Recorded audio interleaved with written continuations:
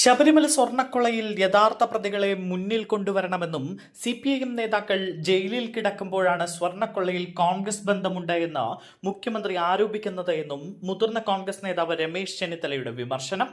മുഖ്യമന്ത്രി ജനങ്ങളെ വിഡ്ഢികളാക്കുകയാണോ എന്നും കേസ് അന്വേഷണം അട്ടിമറിക്കാൻ സർക്കാർ ശ്രമിക്കുകയാണ് എന്നും ചെന്നിത്തല ആഞ്ഞടിച്ചു.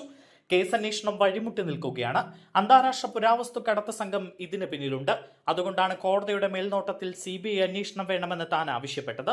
സ്വർണ്ണക്കൊള്ളയിൽ അറസ്റ്റിലായ പത്മകുമാറിന്റെയും വാസുവിന്റെയും പേരിൽ പാർട്ടി നടപടിയെടുക്കാത്തതിൽ മുഖ്യമന്ത്രി ഒരക്ഷരം മിണ്ടിയില്ല. മറച്ചുപിടിക്കാൻ ചിലതെല്ലാം ഉള്ളതുകൊണ്ടാണ് രണ്ടുപേരെയും പാർട്ടി സംരക്ഷിക്കുന്നത്. കൂടുതൽ ഉന്നതരുടെ പേര് അവർ പുറത്തു പറയുമെന്ന പേടിയാണ് മുഖ്യമന്ത്രിക്കും MV ഗോവിന്ദനും. സത്യം പുറത്തു വരണമെന്നും രമേശ് ചെന്നിത്തല പറഞ്ഞു. പുരാവസ്തു കടത്ത് സംഘത്തിന്റെ ഇടപാട് അന്വേഷിക്കണം. പത്മനാഭസ്വാമി ക്ഷേത്രം ഉൾപ്പെടെയുള്ള കേരളത്തിലെ പ്രധാനപ്പെട്ട ക്ഷേത്രങ്ങളിലെ മുതലുകൾ മോഷണം പോകുന്നുണ്ടോ എന്ന് നിരീക്ഷിക്കണമെന്നും രമേശ് ചെന്നിത്തല പറഞ്ഞു. വാസു ദേവസ്വം പ്രസിഡന്റായിരുന്ന കാലത്താണ് കേരളത്തിലെ ക്ഷേത്രങ്ങളിലെ പുരാവസ്തുക്കൾ മുഴുവനും ലേലം ചെയ്യാൻ തീരുമാനിച്ചത്. അന്ന് പ്രതിപക്ഷ നേതാവ് എന്ന നിലയിൽ അതിനെ ഞാൻ എതിർത്തു. അന്ന് ഞാൻ അത് എതിർത്തില്ലായിരുന്നുവെങ്കിൽ അത് മുഴുവനും അടിച്ചുമാറ്റിപ്പോയേനെ എന്നും ചെന്നിത്തല പറഞ്ഞു. കടകംപള്ളി സുരേന്ദ്രൻ ദേവസ്വം വകുപ്പ് മന്ത്രിയായിരുന്ന അന്ന് തുടങ്ങിയതാണ് പുരാവസ്തുക്കളിലെ ഈ കണ്ണുവെക്കൽ. അതിന്റെ തുടർച്ചയാണ് ഇത് എന്നും അദ്ദേഹം പറഞ്ഞു. സോണിയാഗാന്ധിയുടെ അടുക്കൽ ഉണ്ണികൃഷ്ണൻ പോറ്റി എത്തണമെങ്കിൽ അതിന് പിന്നിൽ എന്താണ് ബന്ധമെന്ന് മുഖ്യമന്ത്രി ചോദിക്കുന്നു. അങ്ങനെയെങ്കിൽ കേരളത്തിന്റെ മുഖ്യമന്ത്രിയുടെ അടുക്കലെത്തി ചെവിയിൽ പോറ്റി എന്തിന് സംസാരിച്ചു? അതിന്റെ അർത്ഥം എന്താണ് എന്നും ചെന്നിത്തല ചോദിച്ചു. സോണിയാഗാന്ധിക്ക് പോറ്റി ആരാണ് എന്ന് തിരിച്ചറിഞ്ഞു കാണില്ല.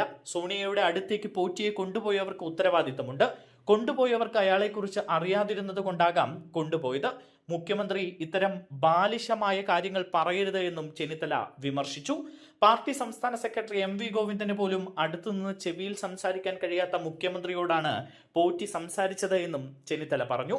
കടുത്ത വിമർശനമാണ് സ്വർണ്ണക്കൊള്ളയിൽ രമേശ് ചെന്നിത്തല മുഖ്യമന്ത്രിക്കെതിരെ ഇന്ന് ഉയർത്തിയത്. എന്തായാലും പ്രതിപക്ഷം സ്വർണ്ണക്കൊള്ള വലിയ ആയുധമായി ഏറ്റെടുക്കുകയാണ്. ഭരണപക്ഷത്തിന് മറുപടി പറയാൻ പല കാര്യങ്ങളിലും കഴിയാത്തത് പ്രതിപക്ഷത്തിന് കൂടുതൽ കരുത്ത് കിട്ടുന്ന അവസ്ഥയിലേക്ക് കാര്യങ്ങൾ കൊണ്ടെത്തിക്കുകയാണ്. എന്തായാലും വരും ദിവസങ്ങളിൽ ചില ഉന്നതരുടെ പേരുകൂടി പുറത്തു വരും എന്ന സൂചനയാണ് ഇപ്പോൾ പുറത്തു വരുന്നത്. പ്രതിപക്ഷം വലിയ രീതിയിൽ സ്വർണ്ണക്കൊള്ള നിയമസഭാ തെരഞ്ഞെടുപ്പിന് മുൻപ് തന്നെ ആയുധമാക്കാൻ തീരുമാനിച്ചിരിക്കുകയാണ്. തെരഞ്ഞെടുപ്പിൽ സ്വർണ്ണക്കൊള്ള ഉയർത്തി വലിയ പ്രതിഷേധം തീർക്കാൻ തന്നെയാണ് പ്രതിപക്ഷത്തിന്റെ തീരുമാനം.